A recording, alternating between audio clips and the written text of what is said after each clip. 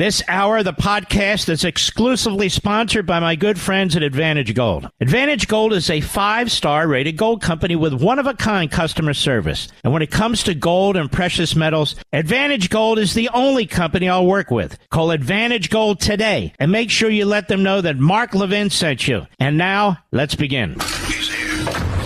He's here.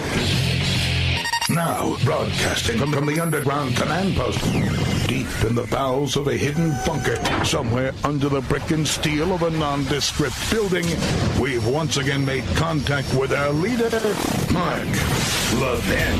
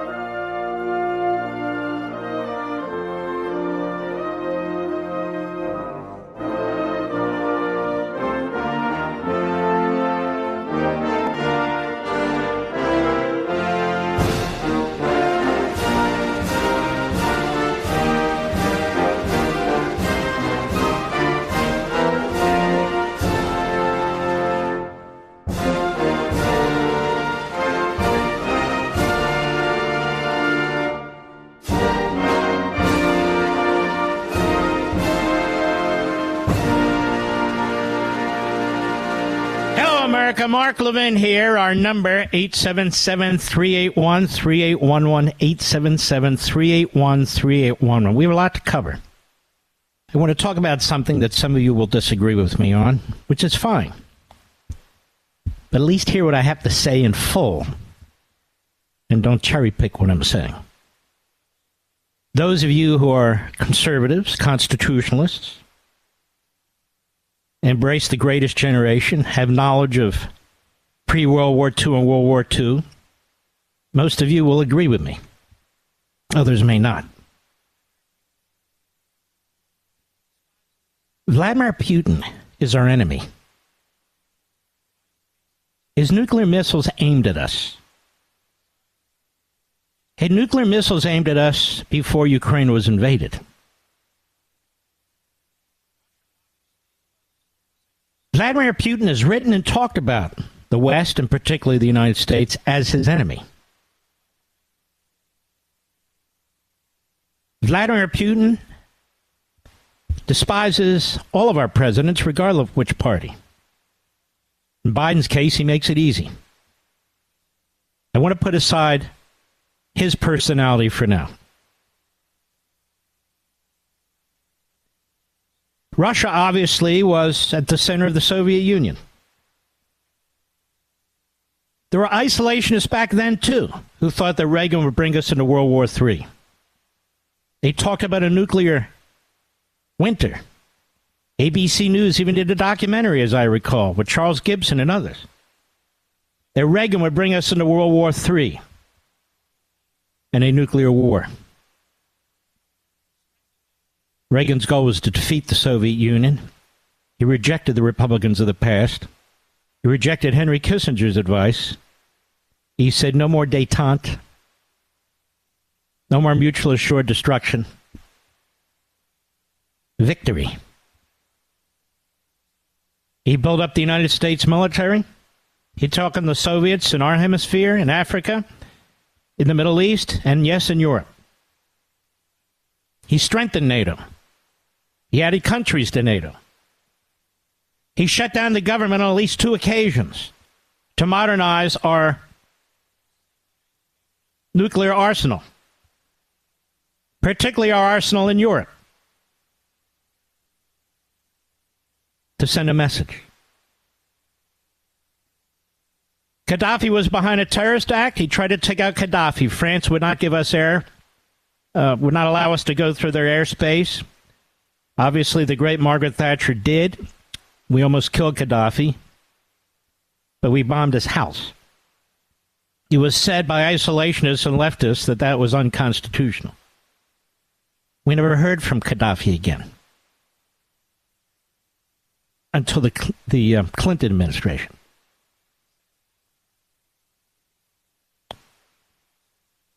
Now, the fact of the matter is, ladies and gentlemen, Reagan built up the United States military not to go to war, but to prevent it. When your enemies see weakness, or even worse, a bunch of Tokyo Roses running around who claim to defend and speak up for their country when in fact they're undermining and attacking it, who claim not to want war, but in fact could precipitate it. It is their voices, it is their faces, it is their broadcasts that the enemy use to create their own motivation and misjudge America. The vast majority of Americans in this country do not trust Putin, and they know he's the enemy. And yet there are voices in this country who are heard over and over again telling us he's not the enemy. Ukraine's the enemy. Zelensky's the enemy. How so? I'll get to that in a minute. More and more we're hearing this same chorus sound very much like Bernie Sanders. In the old days, George McGovern. Yesterday, they come out and they say, we want a long-term ceasefire. What the America is doing is evil in supporting Israel. Really? So we have a growing coalition, ladies and gentlemen, of Islamists, Marxists,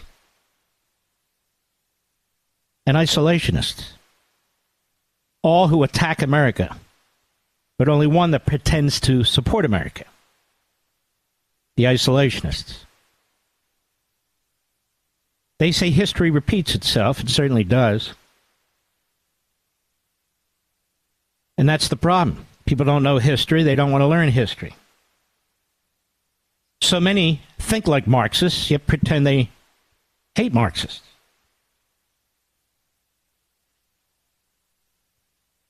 Even early in the 1940s, when Hitler actually defeated France, was defeating Britain,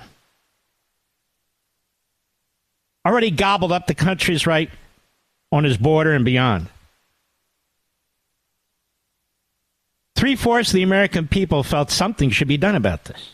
But the isolationist movement, led by Charles Lindbergh, oddly enough, ironically enough, called the America First Movement, was born at Yale Law School with a handful of students. It would become the biggest so-called anti-war movement in the history of the country at the time, over 800,000 known members. Congress was afraid to act. FDR, in many ways, was afraid to act. They claim he did what he could. He was afraid to act. The Republican Party was filled with isolationists, other than a handful, who said, this isn't our war. Hitler can be negotiated with. He can be dealt with. We can give them money. We can help build Germany back. We can do this. We can do that. They completely misunderstood Hitler, as today they completely misunderstand Putin and the Islamists in the Middle East. They're not interested in coexistence.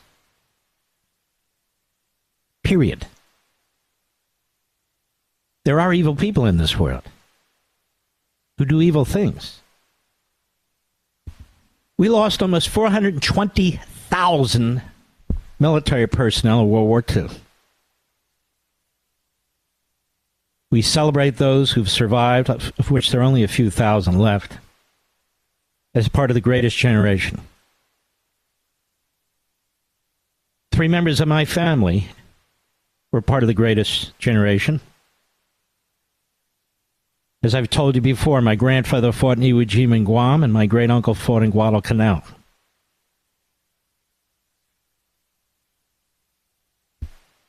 And they said it was beyond horrific Beyond horrific. You know, as a result of World War II, domestically, we lost our Constitution. That's correct. FDR was an early Bernie Sanders. They burned down the barriers and separation of powers, difference between government and the private sector. We lost our Constitution, or a big chunk of it. In the late 30s and early 40s in the United States, anti-Semitism was rampant in our colleges and universities. Students groups would invite Nazi students from Germany to the United States. And they came. Tenured, not so much tenured, but old-time professors at these colleges and universities would go to Nazi Germany, lecture, trash their own country, come back, and invite colleagues in Germany to visit, and they did.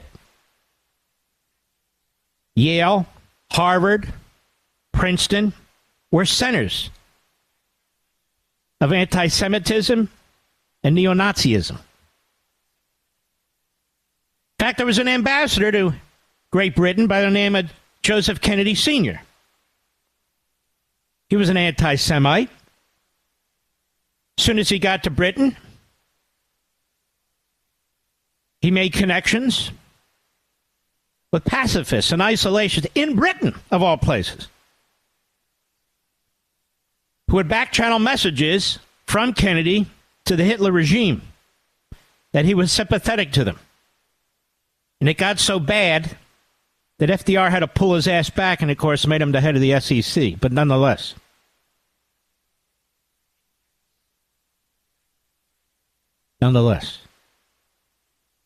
at the United States State Department, as war broke out, it was filled with anti-Semites, as it is today. It's actually led by a self-hating anti-Semite, goes by the name of Antony Blinken. They did everything they could to prevent real Jewish refugees from Europe from coming to the United States.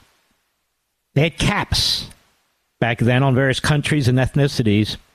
The Jews were well below their cap,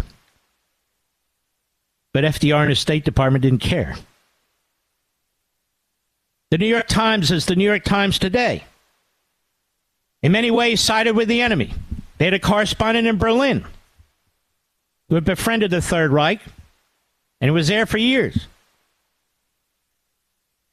spewing propaganda for the Third Reich. The New York Times did everything it could to cover up the Holocaust, because the owner of the New York Times, a German Jew, American, of course, didn't want to have his paper viewed as a Jewish newspaper. He was a self-hating Jew, of which there are many in our media today, too. In our government today, too.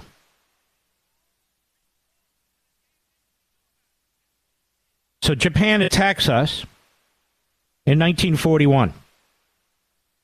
Charles Lindbergh, who'd been a great hero, had led this isolationist movement. In fact, he even said, France is gone, Britain cannot win. Why would we get involved in such turmoil? Why would we drag ourselves into their wars? They're far away. They're an ocean away. If Britain falls, Britain falls. There's not a damn thing we can do about it. That's what he said. Go on the internet. I just refreshed my memory about all this morning and this afternoon. But the Axis powers, they were never going to stop. Any more the Islamists or the Marxists are ever going to stop unless they're stopped, either by economic, military, or even psychological measures, unless they fear us and respect us.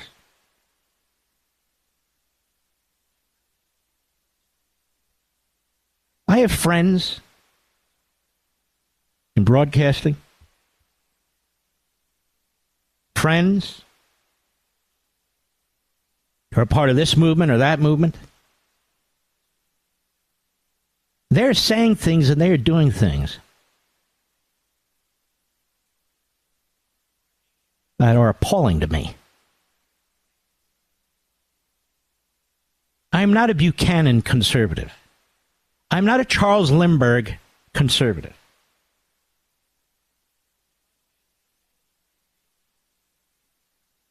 I believe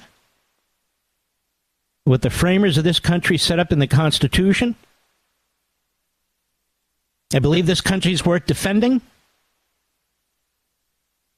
Our nation would not even exist but for the fact that France assisted us. There's no way we would have won at Yorktown. No way. Without the French Navy. And by the way, as a result of the French Navy helping us defeat the Brits, France went bankrupt. We needed France. We needed our ally. We needed our allies in World War II. We need our allies today. People talk about globalism. Really? They don't mean globalism. When I see Republicans in the House and the Senate and elsewhere kissing Putin's ass, that's globalism. When I see them making excuses for the Islamo-Nazis in the Middle East, that's globalism.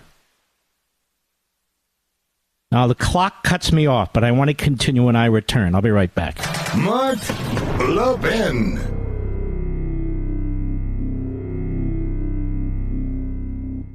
Folks, by the time you finish listening to this message, the U.S. government will print $8,300 in new money. That's every minute. That's $276 new dollars every single second. Money that won't go to defending our nation or improving our roads. It's wiping away the value of your dollar and your savings. I'm Mark Levin, and I have warned Americans about this crisis. That's why I'm recommending to all my listeners, diversify in precious metals while you still can. And the only gold company I strongly support is Advantage Gold, a 5-star rated gold company. They can educate you with the real facts, including why gold may be the single best investment of this decade. Call them right now, folks. 800-900-8000. It's that simple. Tell them Mark Levin sent you, and they'll provide you with a 100% free Golden Shield Wealth Plan to show you exactly how to get started investing in gold right now. Don't wait until it's too late. That's 800-900-8000. 800-900-8000. Call them and remember to tell them you heard it from me, Mark Levin. Performance may vary, of course. Past performance is not necessarily indicative of future results. You should always consult your financial and tax professional.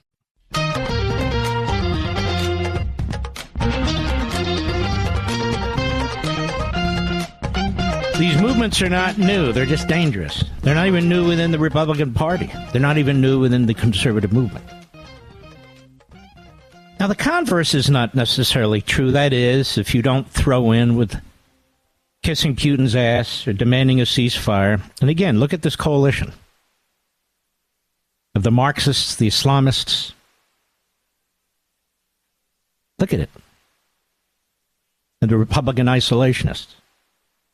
Doesn't mean you defend or support McConnell or Biden or Schumer. These are reprobates. In the case of McConnell, he'll do whatever Schumer tells him to do. In case of Schumer, he'll spend money like it's not his, it's ours. Case of Biden, you see Biden, he doesn't know how to spend our money. He doesn't know how to assist the country. In the case of Ukraine, too little, too late, without any independent oversight or auditing. In the case of Israel, he's undermining them every step of the way. But that's Biden, that's the Democrats, that's McConnell. Who are we? What do we want to do? You and me. Red-blooded Americans. I'll be back. Folks, by the time you finish listening to this message, the U.S. government will print $8,300 in new money. That's every minute. That's $276 new dollars every single second. Money that won't go to defending our nation or improving our roads. It's wiping away the value of your dollar and your savings. I'm Mark Levin, and I have warned Americans about this crisis. That's why I'm recommending to all my listeners, diversify in precious metals while you still can. And the only gold company I strongly support is Advantage Gold, a 5-star rated gold company. They can educate you with the real facts, including why gold may be the single best investment of this decade. Call them right now, folks. 800-900-8000. It's that simple. Tell them Mark Levin sent you, and they'll provide you with a 100% free Golden Shield Wealth Plan to show you exactly how to get started investing in gold right now. Don't wait until it's too late. That's 800-900-8000. 800-900-8000. Call them and remember to tell them you heard it from me, Mark Levin. Performance may vary, of course. Past performance is not necessarily indicative of future results. You should always consult your financial and tax professional. The Mark Levin Show, live and national at 877-381-3811. If we don't build up our military right now, because our various military-related industries are not functioning properly. In fact, some of them have shut down. If we don't stand with our allies when they are attacked, and I'm not even talking about sending in troops. We sent troops to Afghanistan, so we're attacked from Afghanistan. Troops were sent in Iraq, Vietnam, Korea.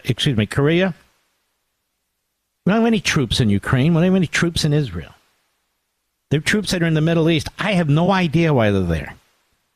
So this isn't pro-Biden in any respect. This isn't pro-Lindsey Graham, whose foreign policy is absolutely incoherent. This is me. Me. You actually have people within the Republican Party or within MAGA or the conservative movement, as well as the left, the Bernie Sanders of the world, who claim, well, we're not siding with Hamas, but they're giving aid and comfort to Hamas. They're telling Israel how to win their war or lose it. Israel has the top Hamas terrorist effectively surrounded. And Egypt and Qatar and Jordan and the United States, as well as mouthpieces in our own media, are demanding that Israel accept and embrace immediately a ceasefire. So this guy survives.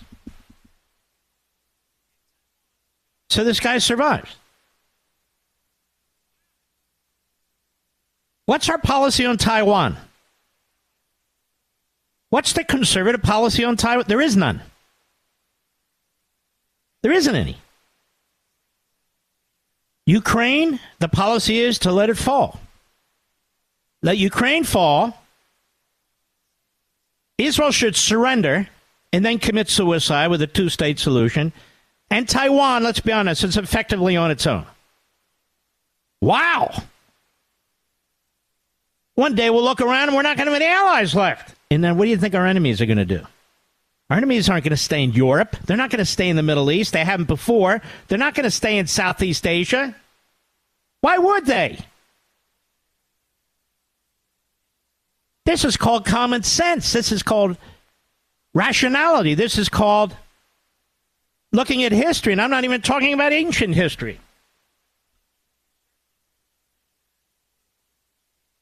There actually is unity of ideology. And the media have missed this because they're full of morons, but they have. The Bernie Sanders wing of the Democrat Party, the Tlaib wing of the Democrat Party, that is the Hamas Marxist wing of the Democrat Party, has a lot in common with certain individuals in the Republican Party, in the MAGA movement, in the conservative movement, and in conservative media. Where do they disagree with Bernie Sanders when it comes to Israel? They don't. They don't. Ukraine? They don't care about Ukraine. Taiwan? They don't care about you, Taiwan. America's the problem. And the isolationists in the Republican Party and the conservative movement say the same thing. I'm America first, but America's the problem. No, America is not the problem. Certain politicians are the problem. Joe Biden is a complete disaster. He's not doing what I'm talking about. And then they hide behind Trump, like Trump must embrace their view. Trump has never embraced their view. He'll say things that they twist. He'll say things that they project their narrative upon. But Trump was the strongest defender of Israel, honestly, since Israel became a state 75 years ago. Trump, does he sound like an isolationist? Trump used trade and built up our military and demanded that NATO do the same damn thing. Does that sound like an isolationist? Does that sound like Charles Lindbergh? He doesn't want war. None of us want war. But Trump also knows how to prevent it. Otherwise, why build up the military? Why secure the border?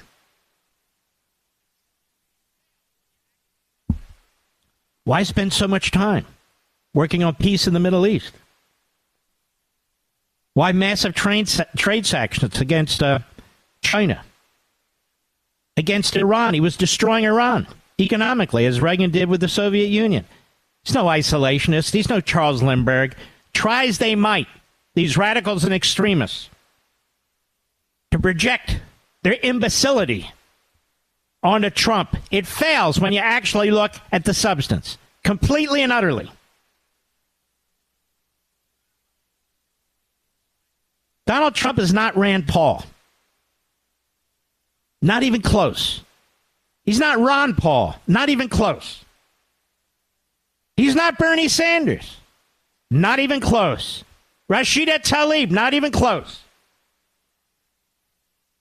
But he's not McConnell either. He's not Rove either. He's not a rhino, and he rightly despises them.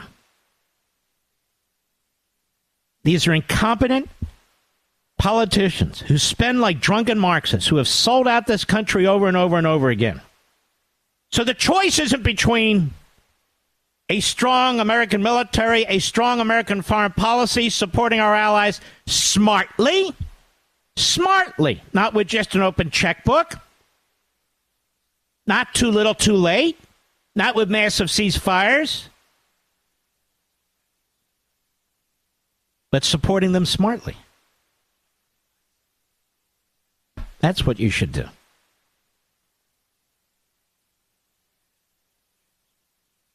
As you know, those of you who've listened to me in the early years, I've told you the political spectrum is not a straight line.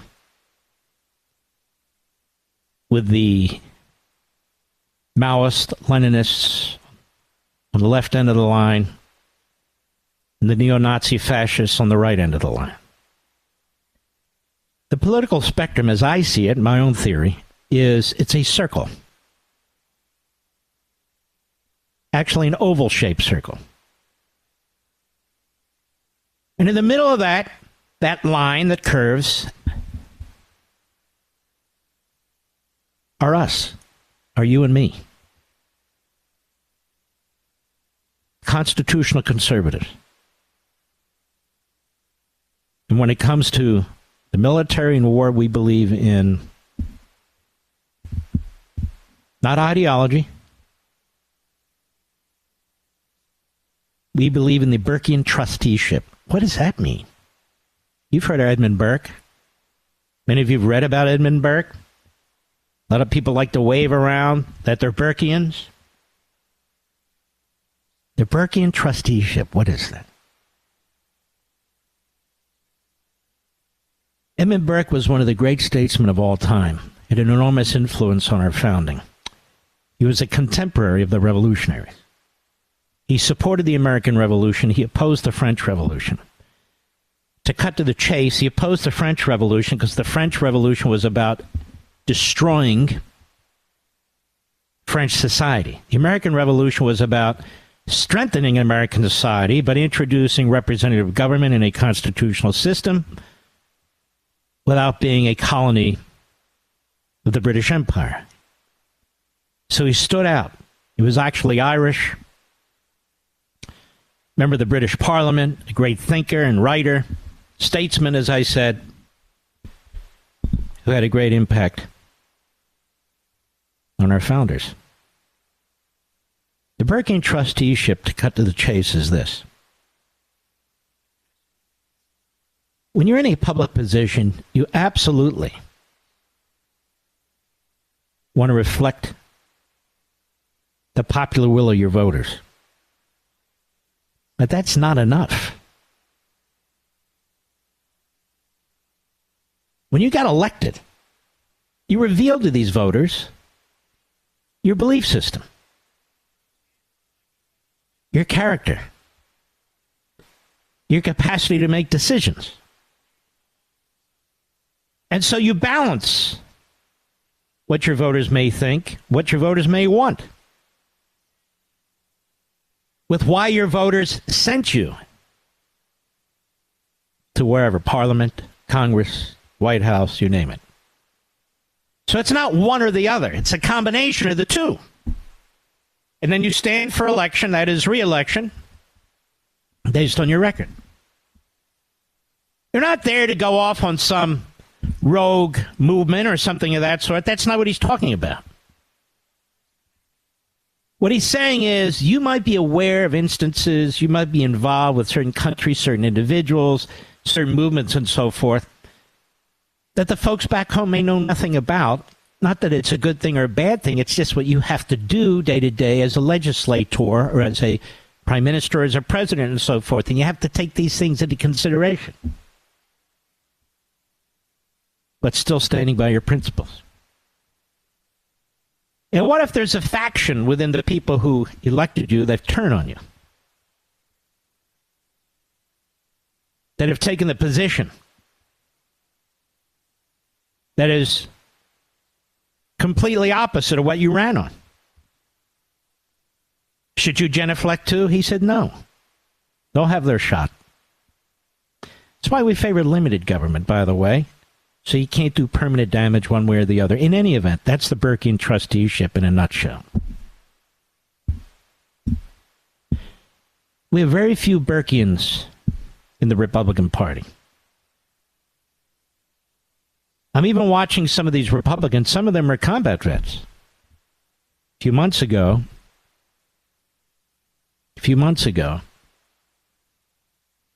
not all of them, but some of them would articulate our position when it came to foreign policy, and it was pretty good. Very few do that now. They're worried. They're worried. They'll all be thrown into the same category as war hawks, as interventionists, as neocons, when they're not. They're not. They're not on that far end on the right of the spectrum. We're not right-wingers. We're in the center of the spectrum.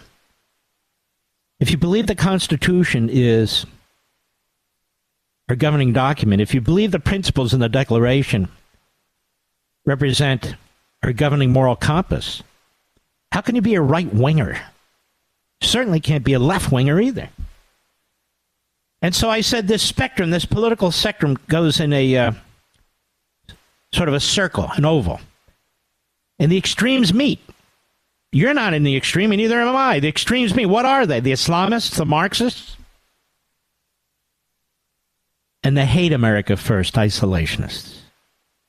They talk a good game, but listen carefully to what they say.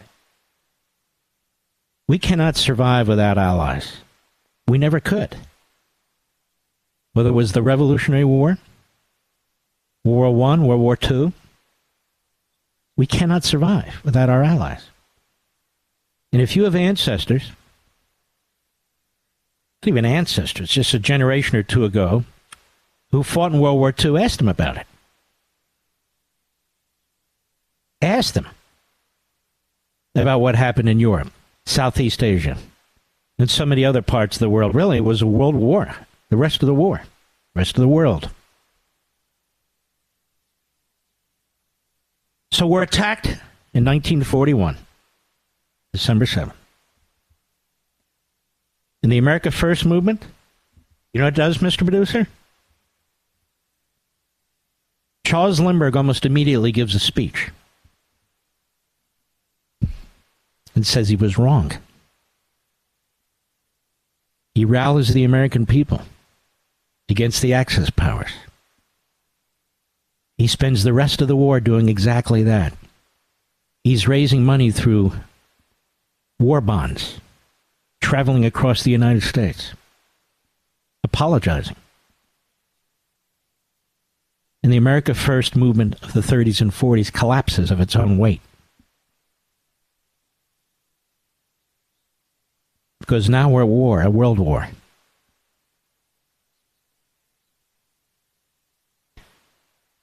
I'm stunned that there's a conservative alive, a constitutionalist alive, who believes Israel should suspend its effort to destroy Hamas. When in Hamas's mission statement it talks about destroying the West, including the United States. Does that sound like America First to you? Sounds like suicide to me. Or kissing somebody's ass who has nuclear missiles aimed at us and has modernized his nuclear missiles unlike us. Does that sound like America First to you? I'll be right back. Mark Levin.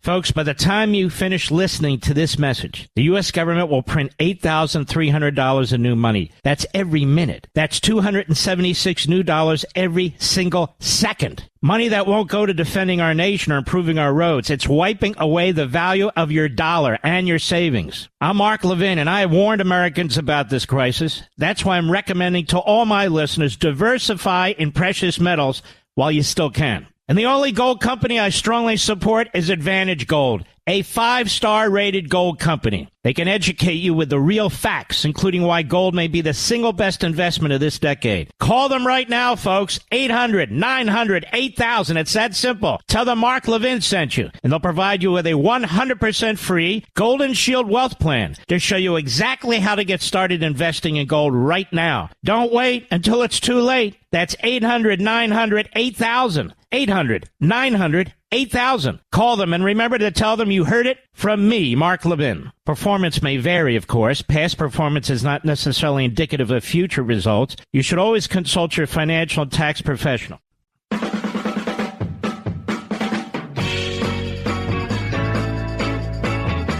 Reminder, Macy Phillips is running.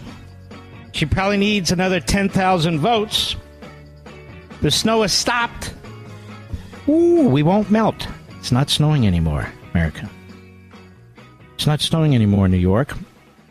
So you have the ability to make history here, or to hand a seat over to the Democrats and light a fire under them, claiming that they have momentum. So we're counting on our friends in New York to help us do something about this. The polls close, as I understand, Mr. Producer, at 9 p.m. in New York. Is that correct? So you have plenty of time.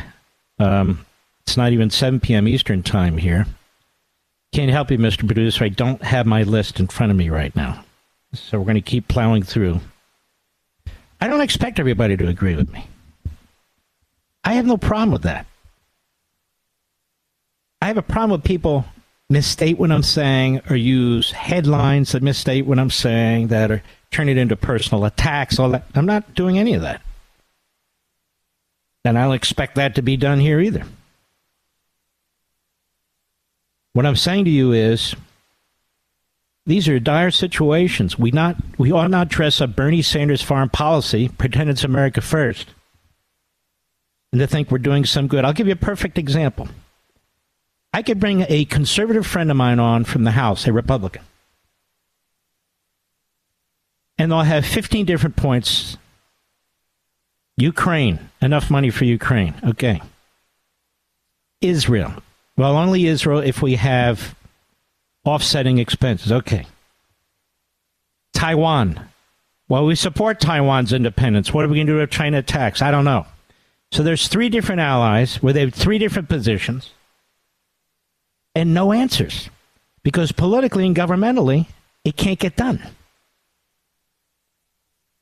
But that doesn't stop our enemies. Doesn't stop Putin. Doesn't stop China. Doesn't stop Iran. They have 3 different positions. 3 different positions, and all of them wind up being losers. If Russia rolls through Ukraine, they're not going to stop. I don't care what he tells Tucker Carlson or anybody else. That's not the plan.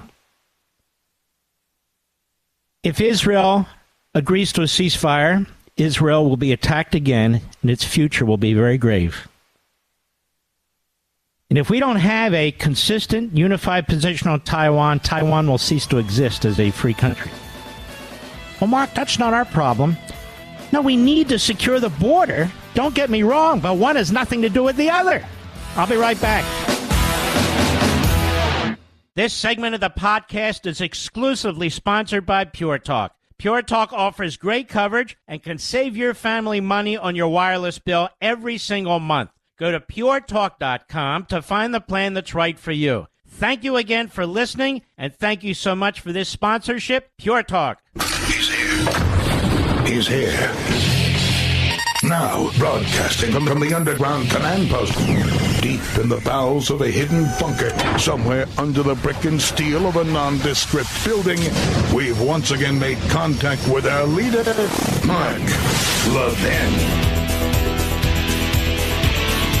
Hello, America. Mark Levin here. Our number, 877-381-3811, 877-381-3811. I believe, Mr. Producer, they're voting on the impeachment of Mayorkas as I speak, are they not?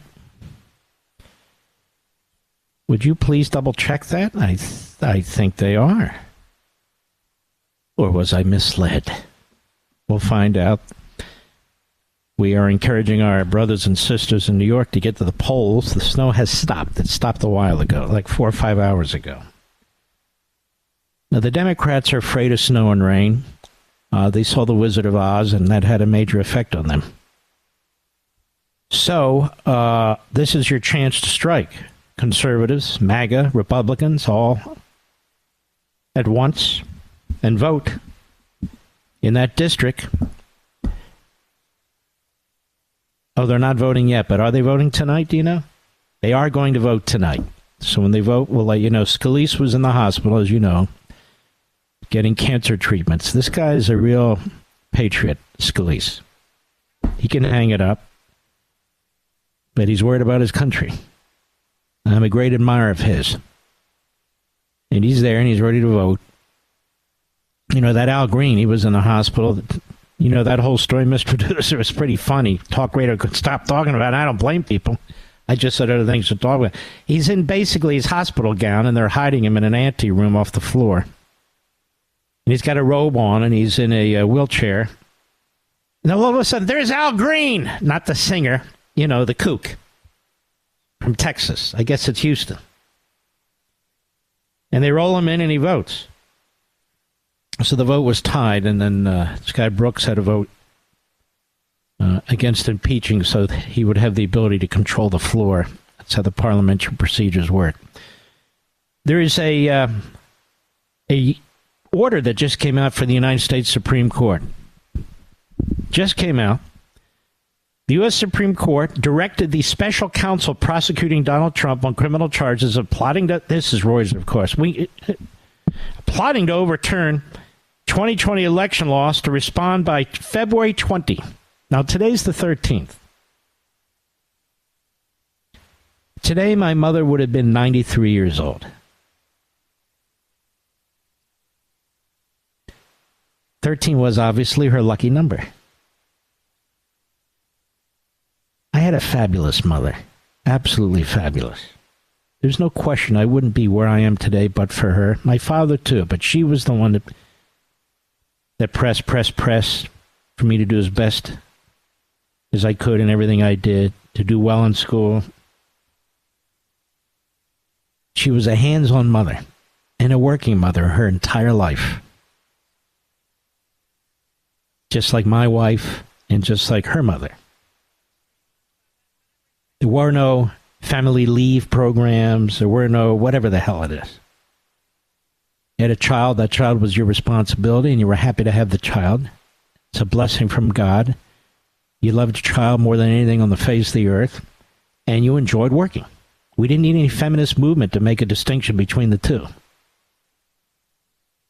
But now we're going to subsidize people. Okay, well, you get to... Listen, you can stay home for 2 months, 3 months, 5, whatever it takes. To do what? Well, I mean, there's breastfeeding. How did women do it before, Mr. Producer? And yet they did. They did it beautifully. I mean, you did okay, right, Mr. Producer? But I'm quite serious about this. And you're not supposed to breastfeed. Even if you're transitioning, you can't breastfeed. You're still a biological man. Prepubescent, but nonetheless, biological man.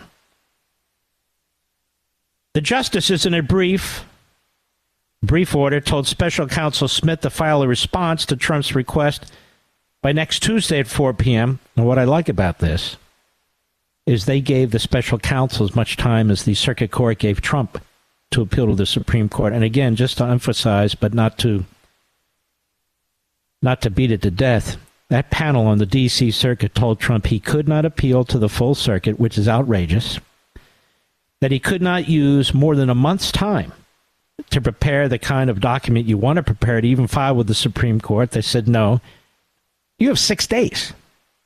Otherwise, we're directing the trial court to begin the trial.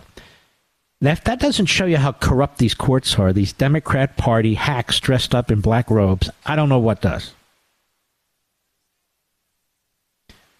So they told Smith to file a response by 4 p.m. next week this time. And then, of course, Reuters goes on.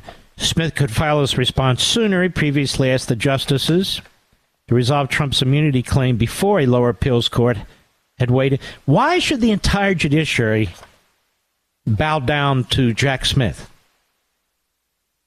Why should they change their procedures to accommodate a prosecutor? What is that all about?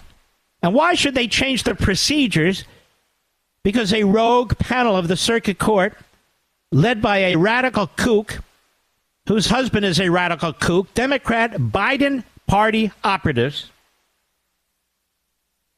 because they write something in paper, issue it as a court. I mean, if the courts won't respect, they got to act like courts. If they're not going to follow the process and the law, why should we follow their rulings? But this is an attack again on Donald Trump's due process. All Trump's asking the Supreme Court is to send it back down below and let him use the same due process that every other defendant has a right to use. Wow, is he above the law? No. Trump's lawyers asked the justices to temporarily block a decision by a 3-panel judges of the U.S. Court of Appeals in D.C., rejecting his claim of presidential immunity from prosecution, pending his bid for the full slate of D.C. Circuit judges to reconsider the case and, if necessary, the Supreme Court. Now, we're not going to let you do that. Why? Because you're Hitler, that's why. Haven't we explained that over and over again? Now, listen to how Reuters writes this. This is the media in America. Could be the media for Putin. We have a lot of media in America that support Putin. Not just in the conservative movement. Listen to this. The requests risks further delaying Trump's criminal trial on 4 criminal counts. Excuse me? The requests risk further delaying Trump's criminal trial on 4 criminal counts. First of all, it's not a risk. There's no... To say that it's a risk is to say that it should proceed post-haste. Period. It might risk slowing it down. Well, he has every right to slow it down. It's totally out of control what they're doing. And these are very important constitutional issues. And if they're decided the wrong way, and I fear they might be, will plague the nation till there is no nation to be plagued. I'm serious about this.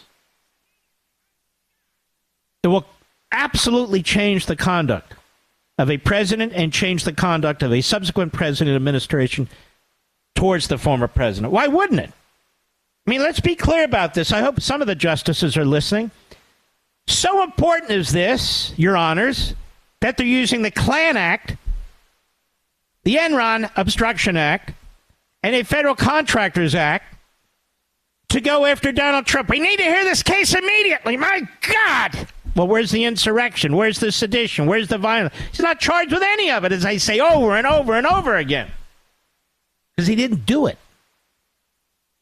Not on any audio, not on any video, not on any text, not on any document. Nothing. But they proceed. In their filing, the Supreme Court, Trump's lawyers said a months-long criminal trial of Trump at the height of election season will radically disrupt their ability to campaign against Biden. Wasn't that true?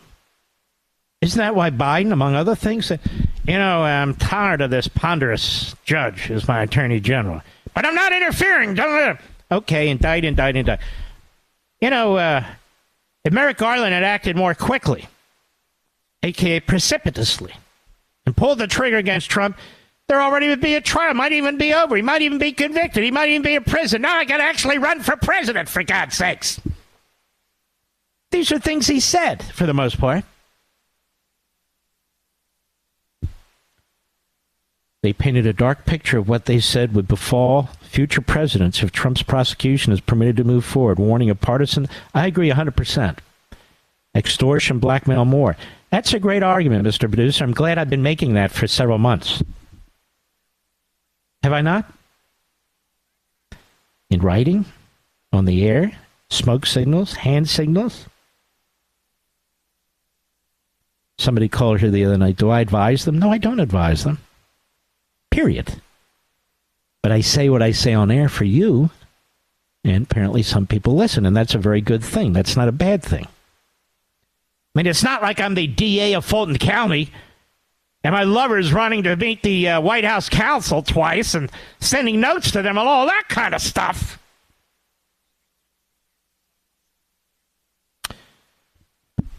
And what about the border? I know, it's a segue. What has Congress done today about the border? Nothing. The Republicans in the House do have difficulty. They have such a tiny majority, and we're hoping that the New Yorkers I'm talking to will vote for Mazi Phillips right now. Right now. He won't melt. Streets are cleared. Sidewalks are cleared. It stopped snowing about 4 or 5 hours ago. I asked my favorite weatherman, Rick Samantha, my executive producer. That's right. He's a weatherman. He'll be whatever you want. He said, Mark, are you in the Bronx now? I shouldn't ask because I gave your full name. He's in the New York metropolitan area. So are 8.5, well, actually 20 million other people. But nonetheless, at least for now, they're trying to get the hell out of there as fast as they can. I'll be right back. Mark Levin.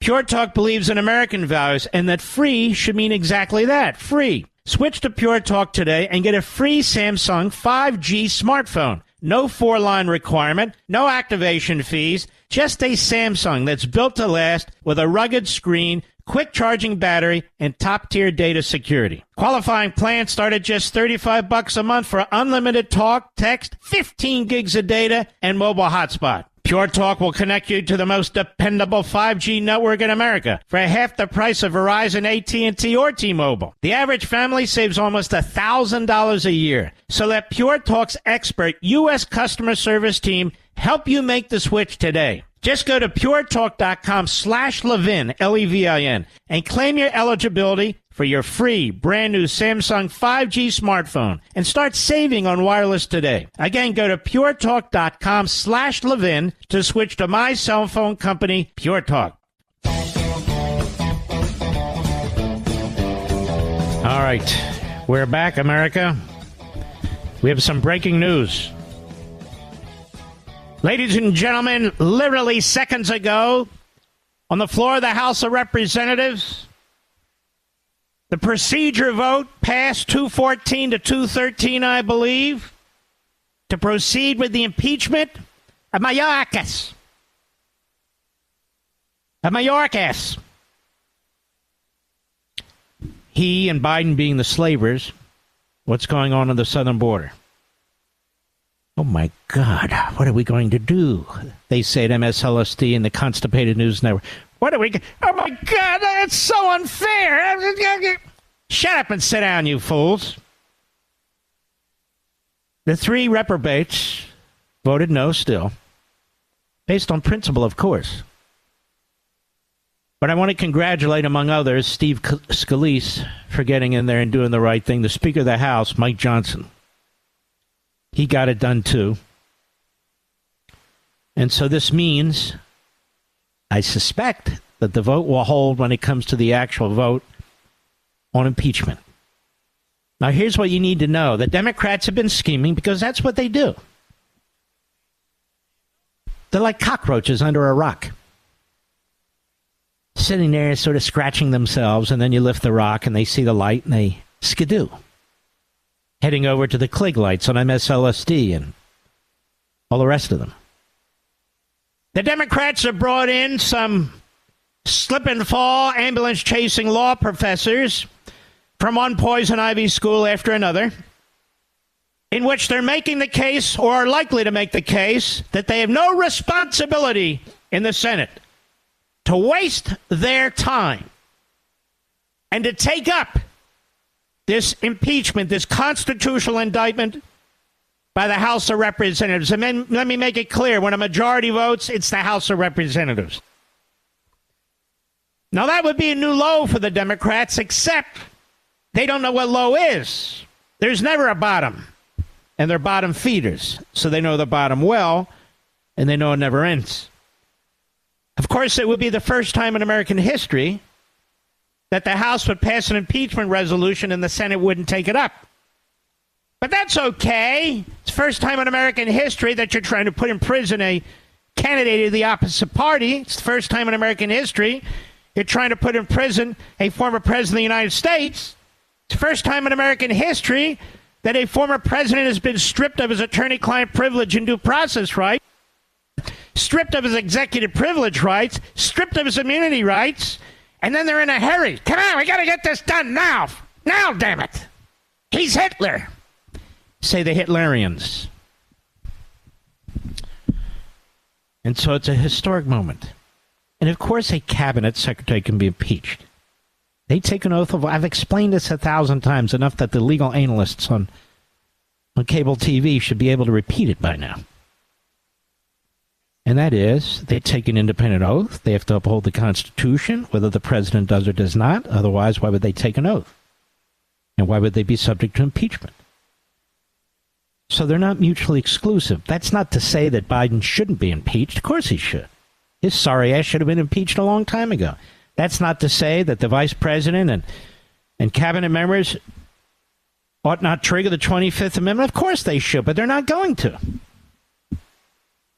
Because this is a democracy, you see. They believe in democracy. And they're the ones promoting democracy, don't you know? Now, at some point, after the members are done speaking, they will move to the vote on whether or not to impeach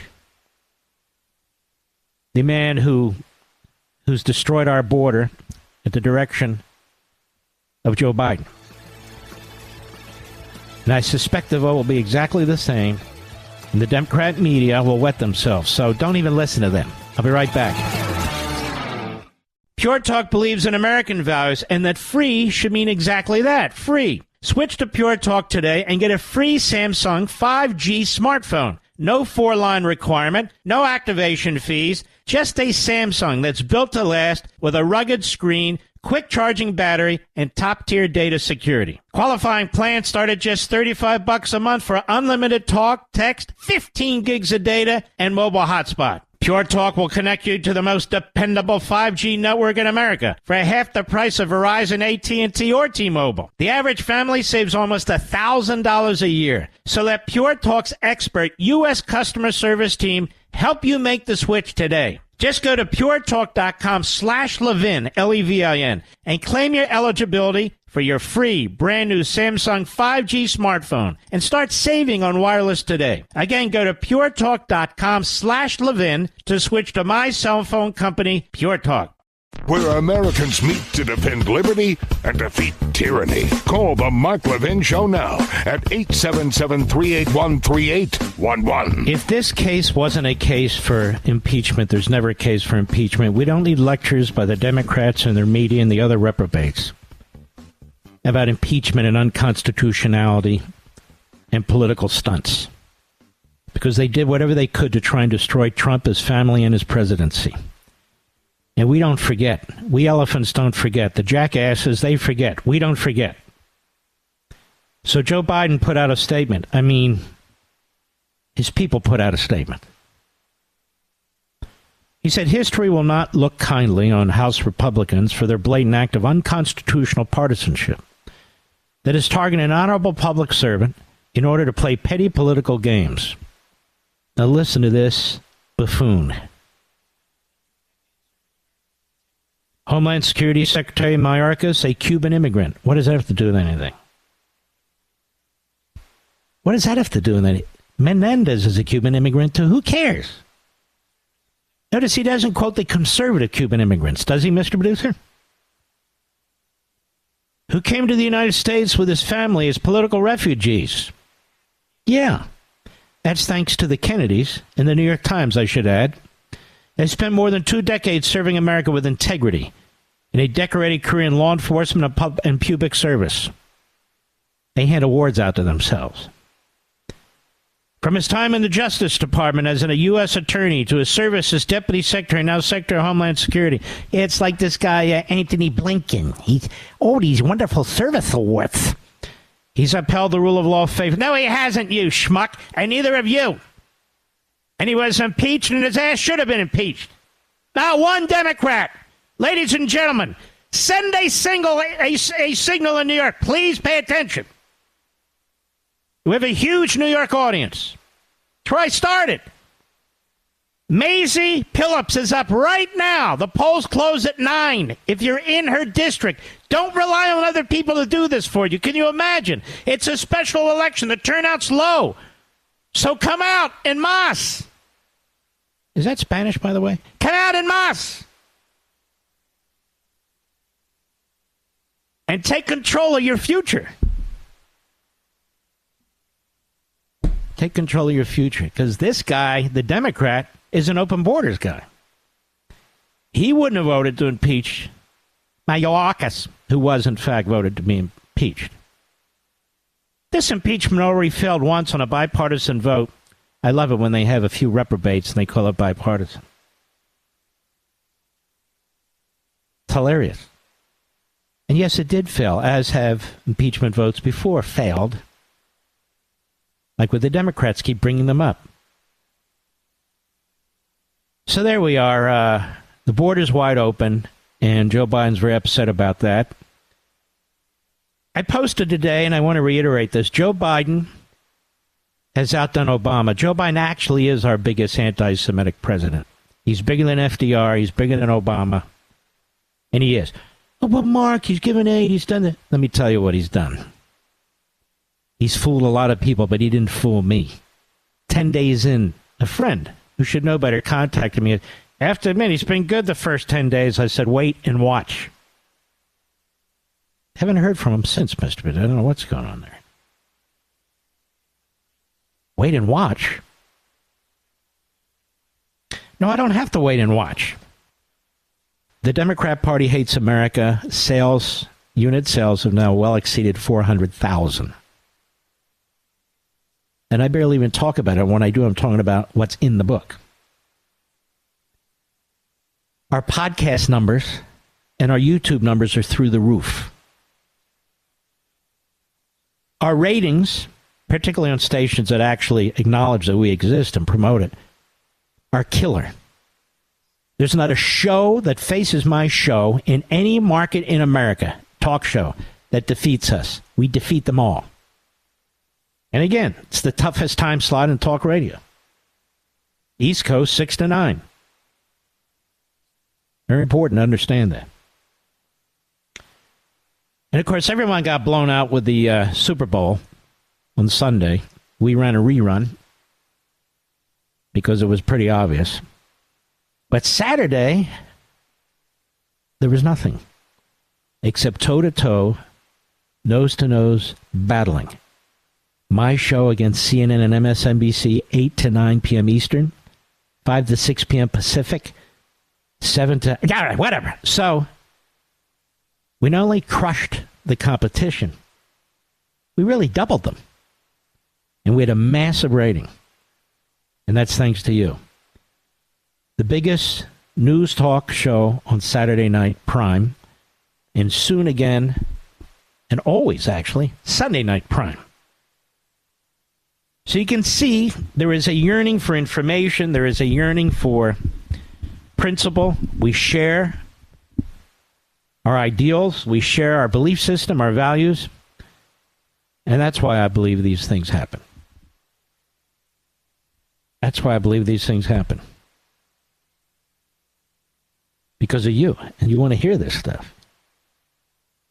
You want to hear. And we will continue to do that as long as you're interested in it. As I say all the time.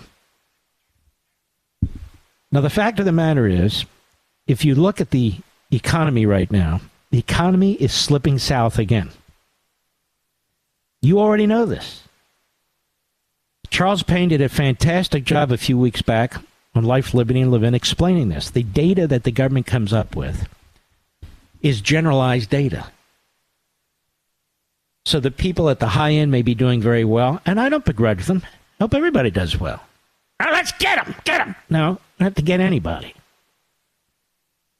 They're doing very well. The people near the high end are doing very, very well. And so that's reflected in the numbers. What's not reflected, because it's all thrown into the same bucket, would be many of you. And we happen to know who many of you are. Not by name. I'm not the government, for God's sakes. But what kind of income or job or status you have through surveys that are done. And many of you are having a very difficult time making ends meet. And you don't need Joe Scarborough or Lawrence O'Donnell or Rachel Madcow or any of the rest of them telling you, if you would only pay attention when we speak, if you would only listen, if you would only accept our words, like any good totalitarian regime, if you would only do what we tell you to do, think what we tell you to think, believe what we tell you to believe, everything would be fantastic. Well, it's not fantastic. Something else I'm starting to see, and it's making me nervous. Shortages of things here and there. Are you starting to see that, Mr. Producer? I'm going into these grocery stores. By the way, wonderful, wonderful followers of this program. I want to thank you very, very much out there. People always thank me. I thank you. I'm starting to see shortages of some stuff. And this is a result of, among other things, these massively inflated so-called minimum wage laws, like the one in California. It just kicked in, $20 an hour, Mr. Producer.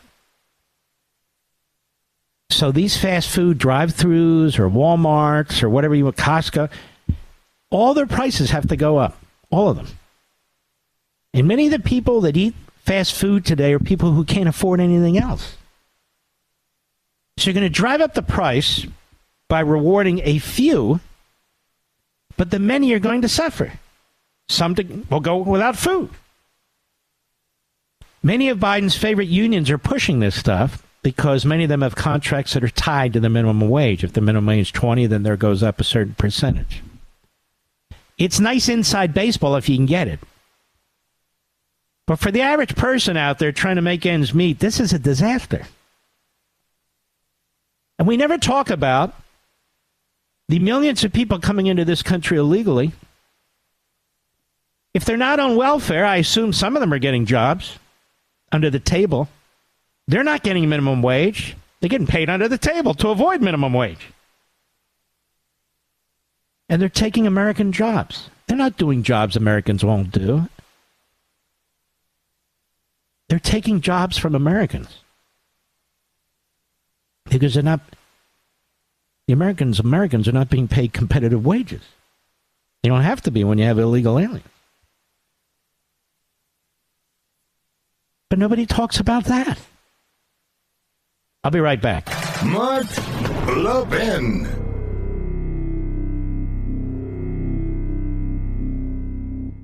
Pure Talk believes in American values and that free should mean exactly that, free. Switch to Pure Talk today and get a free Samsung 5G smartphone. No 4-line requirement, no activation fees, just a Samsung that's built to last with a rugged screen, quick charging battery, and top-tier data security. Qualifying plans start at just $35 a month for unlimited talk, text, 15 gigs of data, and mobile hotspot. Pure Talk will connect you to the most dependable 5G network in America for half the price of Verizon, AT&T, or T-Mobile. The average family saves almost $1,000 a year. So let Pure Talk's expert U.S. customer service team help you make the switch today. Just go to puretalk.com/Levin, Levin, and claim your eligibility for your free brand new Samsung 5G smartphone and start saving on wireless today. Again, go to puretalk.com/Levin to switch to my cell phone company, Pure Talk.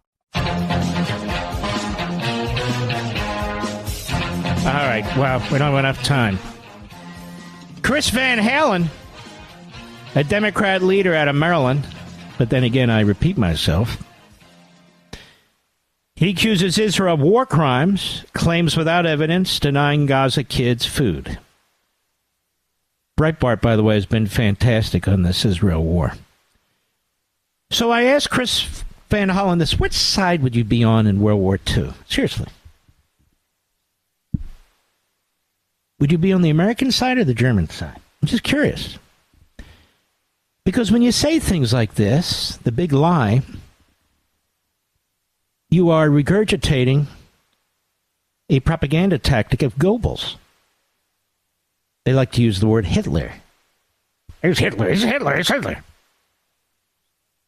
And yet Chris Van Hollen sounds to me like maybe he has a Goebbels issue. Just like Bernie Sanders. Maybe he has a Goebbels issue. So Chris Van Halen, where's your proof? We're here. We've got millions of listeners. Where's your proof? You low-life retrobate. Reprobate? Retrobate works too, I guess. Nikki Haley's still running around saying things like there ought to be a competency test.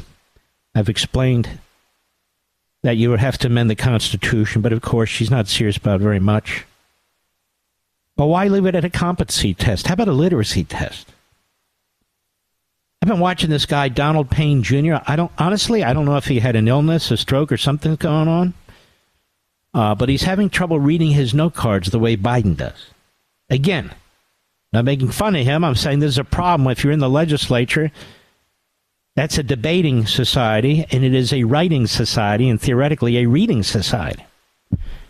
So if you're having difficulty with those three things, much like Joe Scarborough, then, this is the way it goes. Sinwar, Sinwar. He is the top Islamist Nazi in Hamas. Now, the top dogs are billionaires being protected by Qatar. Our friends at Qatar? Oh, yeah, the Qataris. Qataris? Yes, the Qataris. They try and buy everybody's loyalty, and that's why Biden and Blinken, they love being seen with him just as they love being seen with the terrorist Abbas and so forth. Anyway, the IDF reveals footage of him hiding in a tunnel. They're honing in on him. They're going to kill him. And Joe Biden and Antony Blinken and the other now Hamas supporting Dearbornians. May I call them Dearbornians, Mr. Producer? Dearbornians. They are demanding that Netanyahu stop. Because they want a peace deal. No, peace deal is no peace deal. There was a hilarious, although sickening, cartoon that I posted a few days back. I didn't draw it, somebody else did. And they have a Hamas baby killer saying we're going to slaughter all the Jews. And then there's a picture of Joe Biden saying, can't you meet them halfway? Get the point? Of course you do. Joe does not. I'll be right back.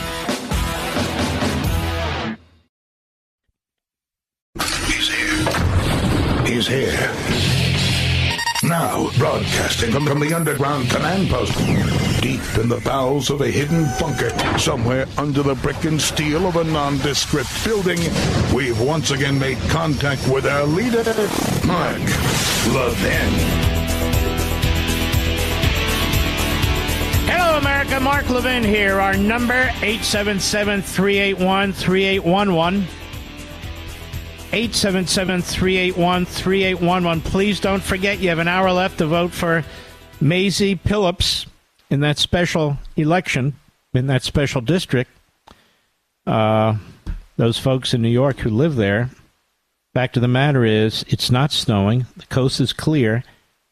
And we don't want to lose this by a couple hundred votes or a couple dozen votes. And yes, that can happen. You know, one of my dear friends is Craig Shirley. You've heard me talk about Craig before. He is the expert historian on President Ronald Reagan. I even think I'm in one of his books. But anyway, so, because I was a young Turk upstart in Pennsylvania backing Reagan. And one of the things that bothers me a great deal is when people think they have to promote another candidate, another viewpoint, and so forth by trashing Reagan. Those days are over, you know. Reagan's principles. Reagan's principles are the principles in the Constitution and the Declaration. What do you mean they're over? And so many people who say these things sound like, as I said, Marxists. You know, the world begins today when I start to think of something. And Craig Shirley's book, which just came off the presses today, it's available on Amazon.com, is The Search for Reagan, the Appealing Intellectual Conservatism of Ronald Reagan. Craig Shirley, how are you, my brother? Mark, how are you? Good to be with you. I'm doing great. Now let's start this way, if I may.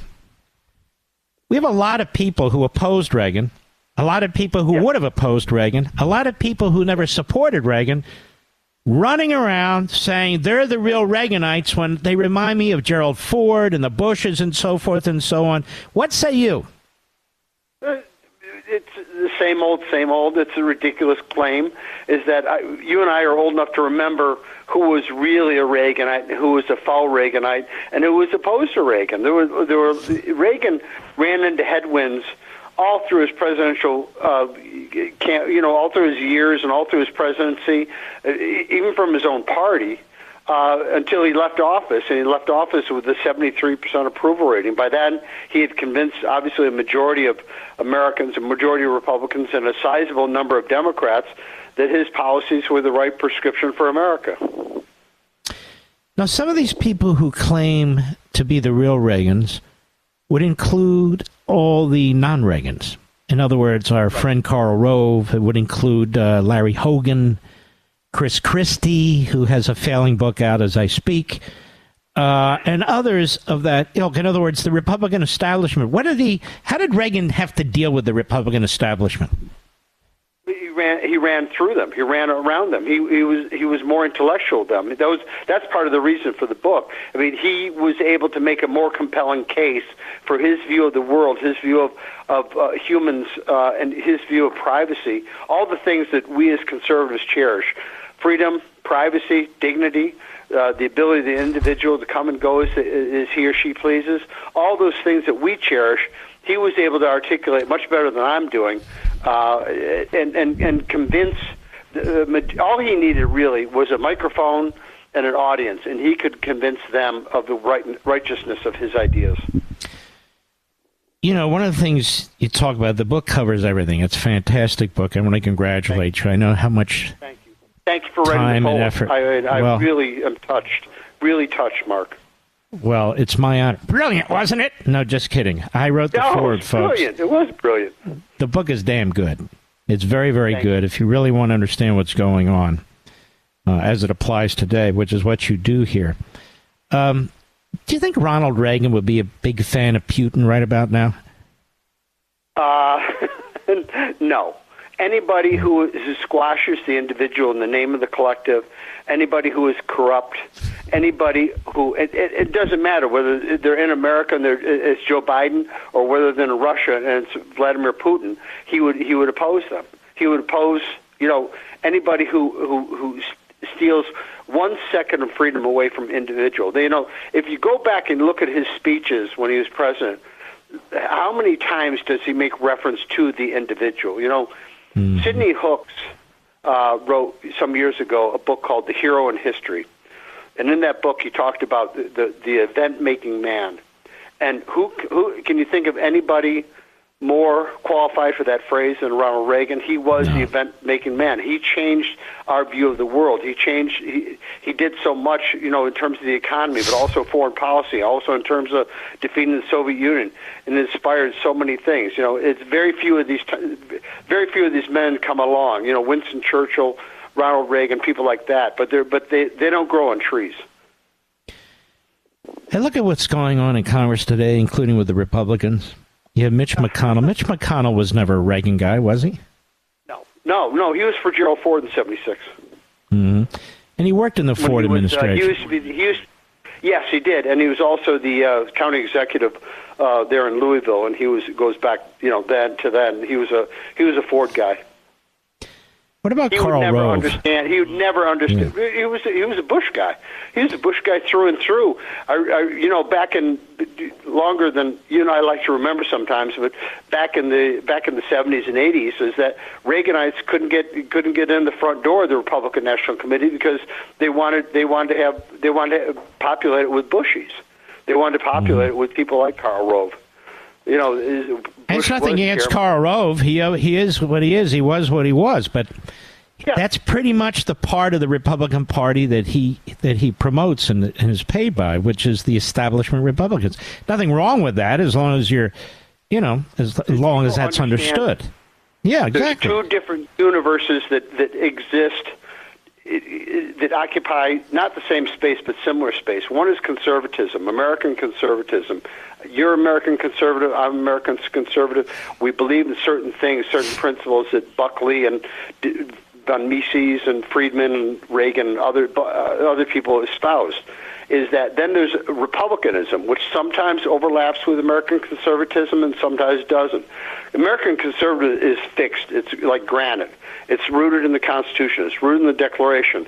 It's about individuality. But republicanism will shift with the times. I remember when Republicans used to be for free trade, and then before that for high tariffs. Now they're back for restrictive, tariffs. I remember when the Republican Party used to be for high taxes. In 1970, as an example, Ted Kennedy, who was then a United States Senator, and Walter Mondale, another United States Senator, said to stimulate the economy, we need to enact huge tax cuts for the American people.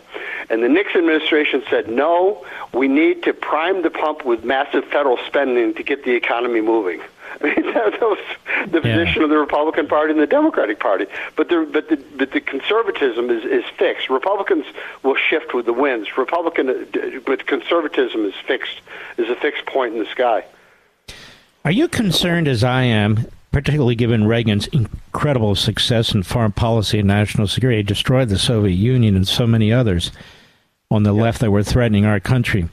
Are you concerned that some of these isolationists who claim to be America first sound a lot like George McGovern or Bernie Sanders or even Tlaib when it comes to Israel or even when it comes to Ukraine? Don't they sound strange? It sounds strange, and they sound, quite frankly, un-American. Is that Israel has always been America's friend. Israel is our best friend in the Middle East. Israel is a stable country in the Middle East, unlike the countries around it. And why they have to go on questioning this is ridiculous. Mm-hmm. Now, Reagan really never cared for Biden, did he? Because Biden was even known back then as not only a dingbat, but a nasty SOB, wasn't he? Yeah, he wrote in his diary. Bingo, that's good. Reagan wrote in his diaries of his disdain for, but in his own inimitable way. But he wrote about Biden in his diaries, not warmly. Well, who could? Of course, Lowell Weicker, he trashed in his diaries. Lowell Weicker, you remember Lowell Weicker? He was a liberal Republican senator from Connecticut, and Reagan called him a schmuck and a no-good fathead in his diaries. He could have done radio. Oh, wait a minute, he did. Now you have many fantastic chapters here. For instance, most people never heard of Schweiker, the former senator from Pennsylvania. It's funny because I fought hard for Reagan. Yeah, but in 1976, when he picked him, he was a big union left-wing Republican. And so he was pro-life. But let me just make the point. So he picked Schweiker. He thought he would get the Pennsylvania delegates, and the opposite happened. They said, no, we want nothing to do with Schweiker. Isn't that true, the process? Well, John Sears, who was then Reagan's manager, learned that a month before the convention that CBS News, which was highly regarded in those days, was working on a story. Remember the nomination process was a real tussle between the two, and it was still undecided a month before the convention. And John learned that CBS political unit was working on a story, doing a meticulous count of all the delegates that would say that Gerald Ford had won the nomination, and this is a month out. And if that happened, they'd go on national news with it, and it would be reported by all the media, and Reagan's campaign would be dead.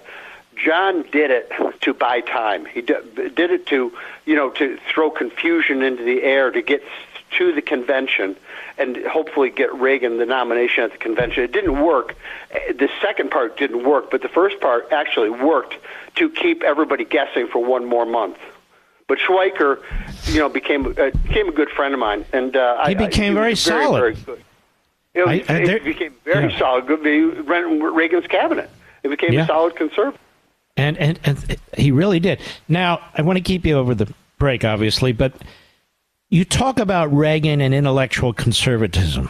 And because of the smear job the media, the Republican establishment, the Bushies, frankly, and others did on Reagan, you were supposed to believe that Reagan was sort of a useful idiot and so forth and so on. And yet he had really fantastic, very, substantive books in his library that he had actually read and so forth and so on. So I want to explore this with you. Reagan, the intellectual, who was incredible reader and well-informed on history and principles and philosophy, versus Reagan, the dunce who would get us into a war and on and on. And then I want to ask you this, even though their personalities are completely different, don't they pull that stuff out with every Republican? They did it to Goldwater. They're doing it to Trump right now. And did they also accuse Reagan of potentially being dictatorial and issues of that sort? What do you think? They pull out that old chestnut. Every 4 years they pull out those chestnuts. Mm-hmm. And in Reagan's case, you had a lot of access to a lot of information. What kind of books did he read? Oh, he read everything under the sun. Not just Louis L'Amour. He loved Louis L'Amour's cowboy novels, but he read von Mises. He read Witness. He read Free to Choose. He read the Road to Serfdom. He read all sorts of intellectual books of conservatism. He read Buckley avidly. He read National Review every 2 weeks. He read Human Events.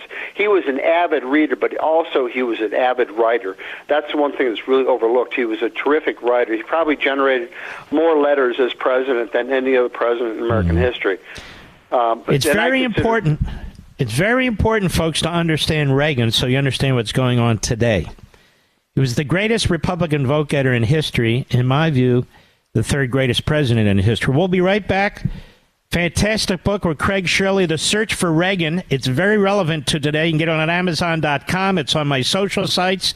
And we're also going to have Craig on this week on Life, Liberty, and Levin. We'll be right back. Mark Levin.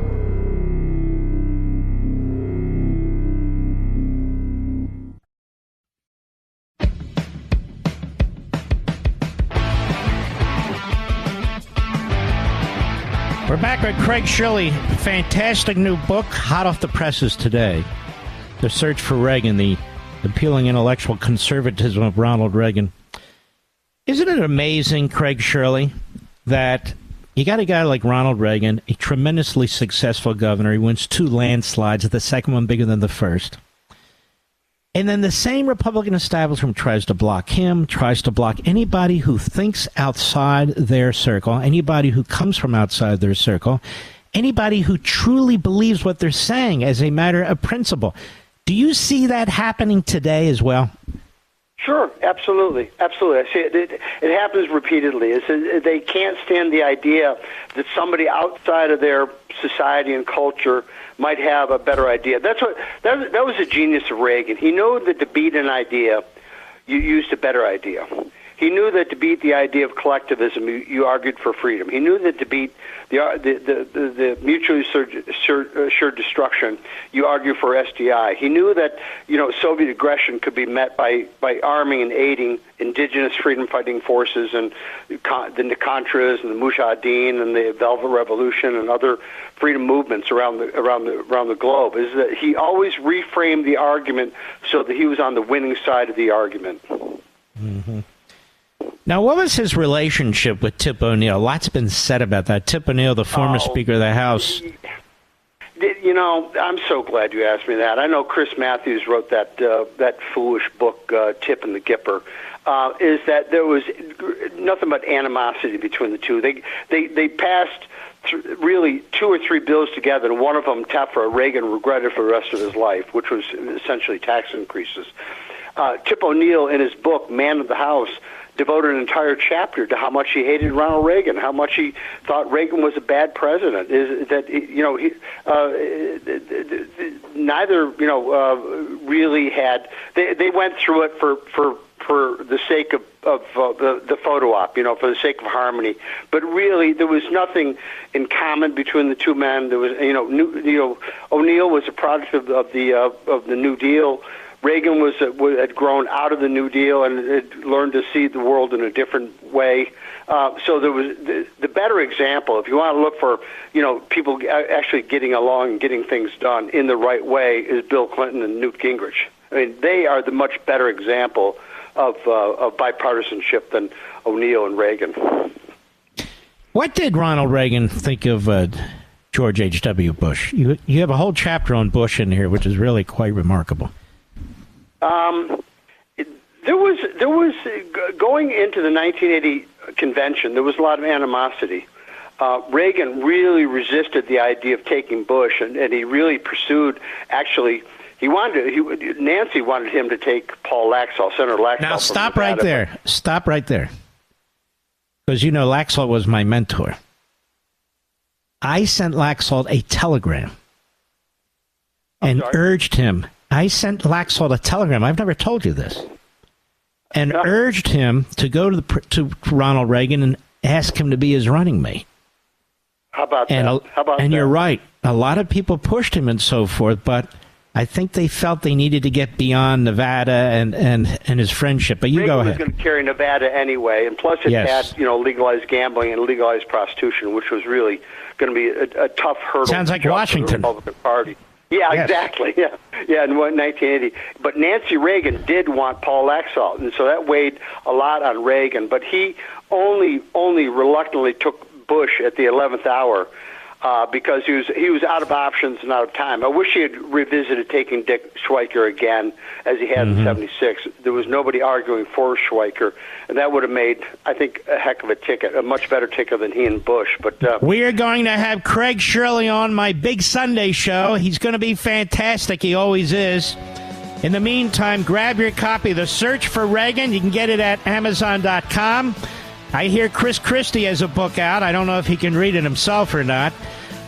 Maybe with a little bit of mustard. It might be tasty. Let's crush it. The Search for Reagan, Amazon.com.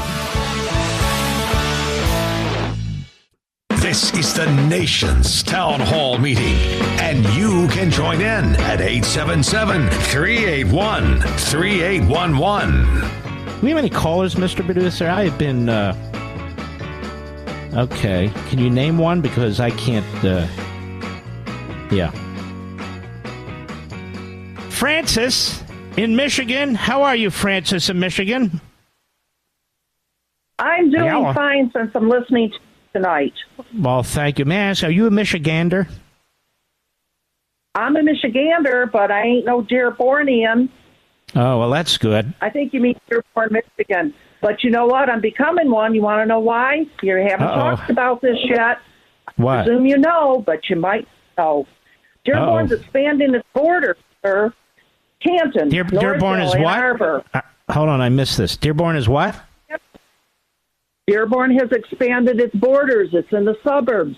They are at our city council meetings for weeks now. What are you trying to say that the population of Dearborn is increasing? Well, they've and moving in and into other suburban areas. Is that your point? Yes, they have moved here, but they have also radicalized people that have been here for a while. And excuse me. You are not allowed to say that. Okay, can I say that they have persuaded? No. Well, yes, you can say persuaded, of course. River to the sea, very persuasive.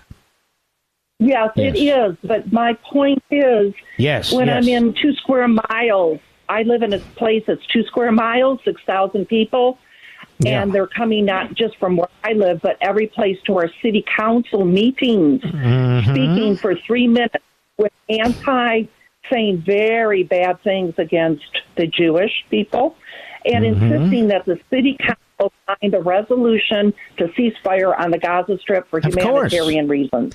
Of course, and they're all Democrats. Yes, but they're wasting time, they're wasting resources, and they're a threat to our community. And my grandparents did it the right way. Now, when you say they, you're talking about Islamists, Hamas supporting Islamists, correct? Yes, but this is also a doctor from the University of Michigan that appears there and says this. Do you feel comfortable as a Jew or a Christian going to her? No. They register their names, their addresses, and they are demanding. Our mayor is gracious and wants to have a World Peace Day. They told him last week that's not good enough. Wait a minute. Mr. Producer, I thought I issued World Peace Day the other week. And look, the world's still going to hell. What are we going to do about that? Francis, thank you for your call. Thank you for your call. You know, that area of the country used to be, and still is in some ways, blue collar, sort of moderate Democrat. But this is what happens when you have open borders, a very lenient immigration system, where people are not pledging allegiance to the country.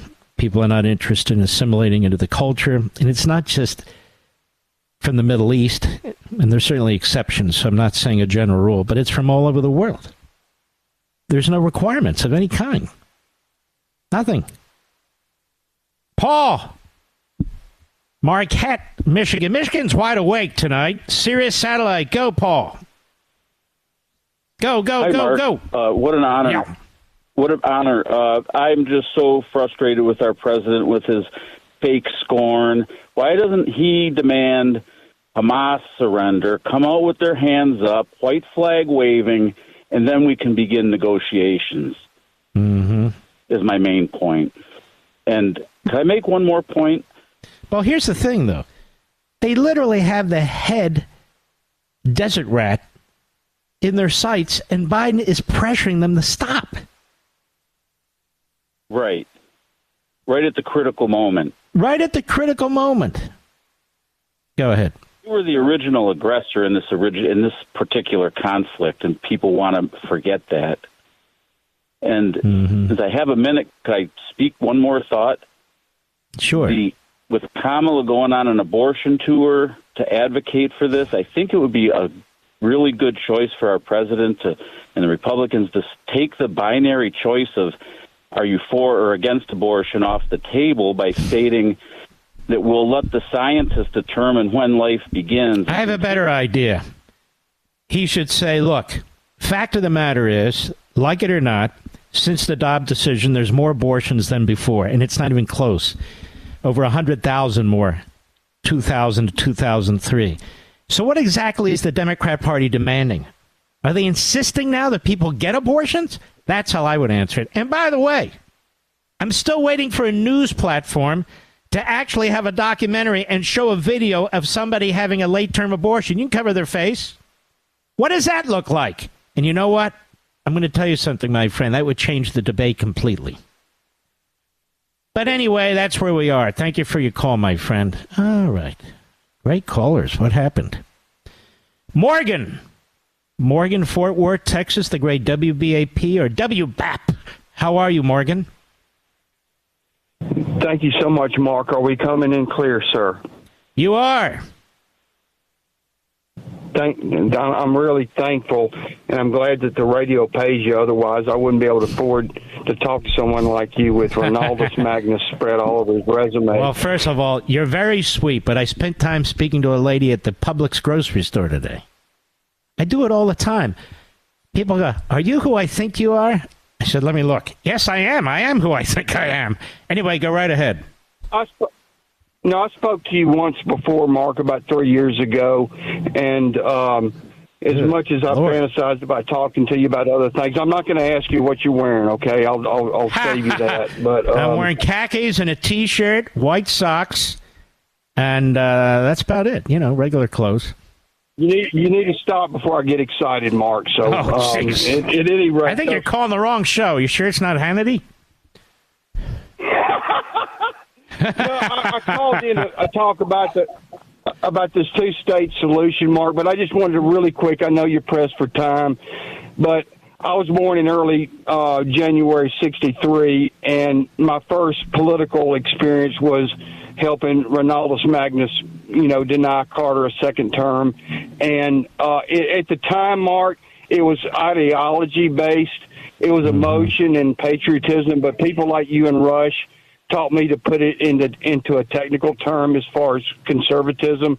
And I owe you two guys so much, man. I mean, y'all had such an impact on my life. But, first of all, to be in the same league as Rush, for you to say that is a great honor of mine. He was a dear, dear friend of mine. We talked all the time.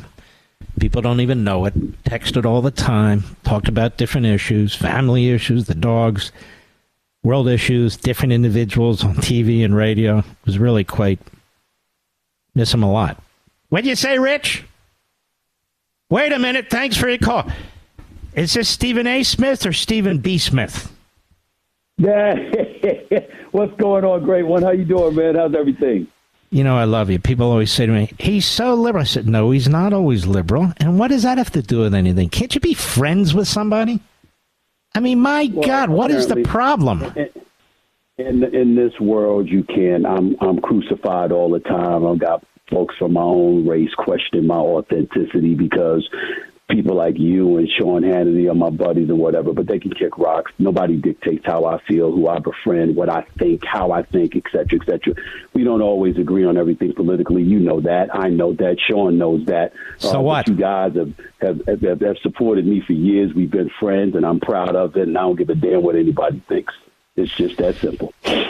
I'm not going to ask you a typical boring question like, what do you think of the Super Bowl? I have a specific question.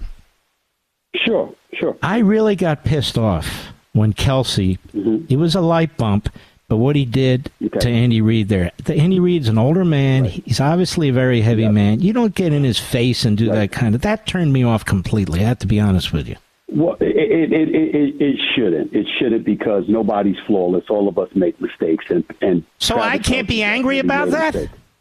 No. You can be angry. You can be angry about it, but you also have a forgiving soul, contrary to what you want people to believe. You actually can be very forgiving, Mark Levin. And I think this is one of those situations that calls for it. Let me put it in perspective for you. Okay? Yes, sir. First of all, I think that he went in the face of Andy Reid. He didn't mean to touch him, but he definitely intended to get in his face. Here's the thing: Travis Kelce in the first half was targeted one time, caught one pass for 1 yard.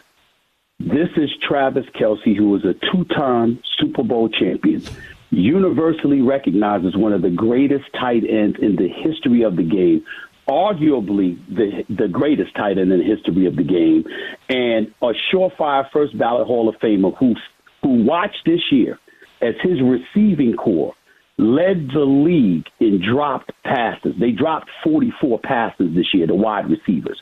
They're in the Super Bowl because of the greatness of Patrick Mahomes, but also the greatness of Travis Kelce.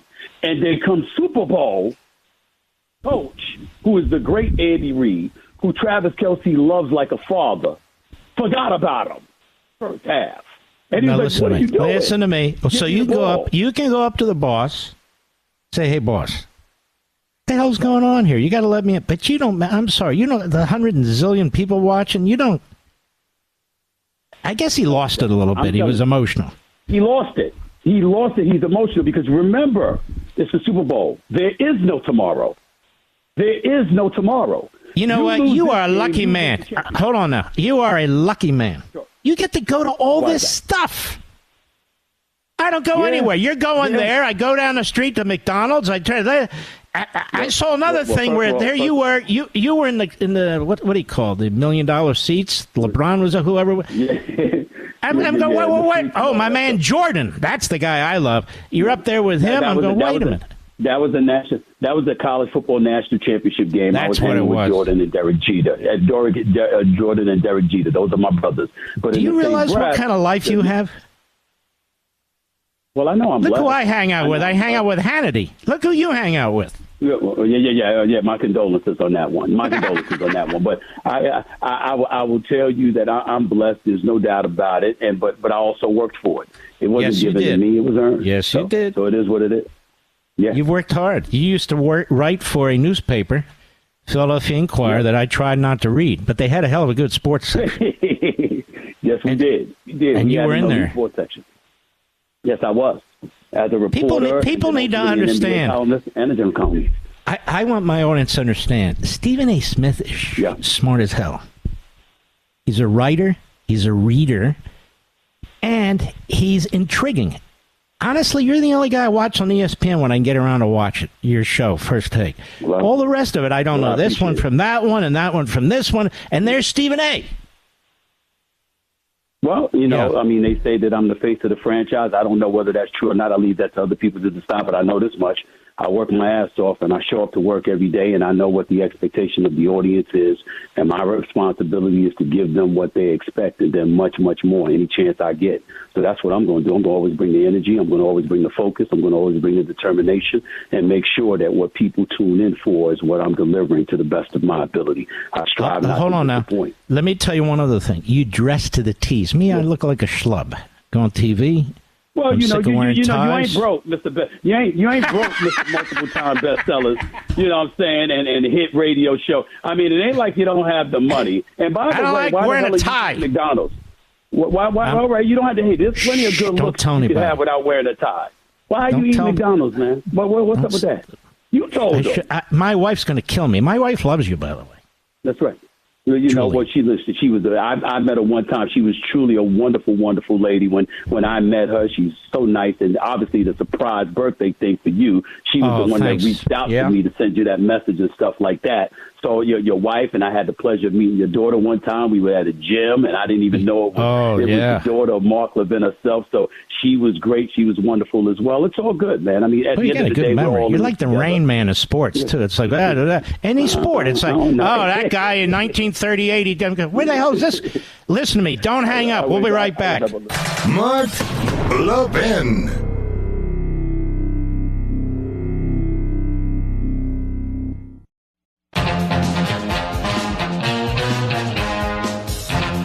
We're here with our buddy Stephen A. Smith. Stephen A. Smith, let me ask you this. Yes, what does the A stand for? Anthony. And you decided to be Stephen A. Smith kind of to separate yourself from all the Stephen Smiths out there? Seriously, is that what you did? No, seriously, it was a dedication to my mom. God rest her soul. Passed away in 2017, as you well know. I grew up. I was undiagnosed dyslexia, and I got left back in the fourth grade because I had a first grade reading level. And then ultimately I overcame that malady because she was so committed to helping me be the best that I can be. And so when I ultimately got into the business, it was one thing to be successful, but I was successful reading and writing, which was my deficiency when I was younger. So because of all the support she gave me, it was a dedication to her. And that's why I wrote the byline, Stephen A. Smith, as a dedication to my mother, and it stuck. That was really a blow to you when you lost your mother, I remember.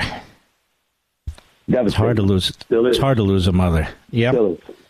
Yes, you and I both know about that. We've talked about it. Now, absolutely. You have any kind of love life going on? People want to know. Of course I do. I mean, of course I do. They ain't gonna know about it, but yes, I have a girlfriend. You know what? It's amazing, America. I love this, man. I've never had dinner or lunch with you. We got to fix that this year.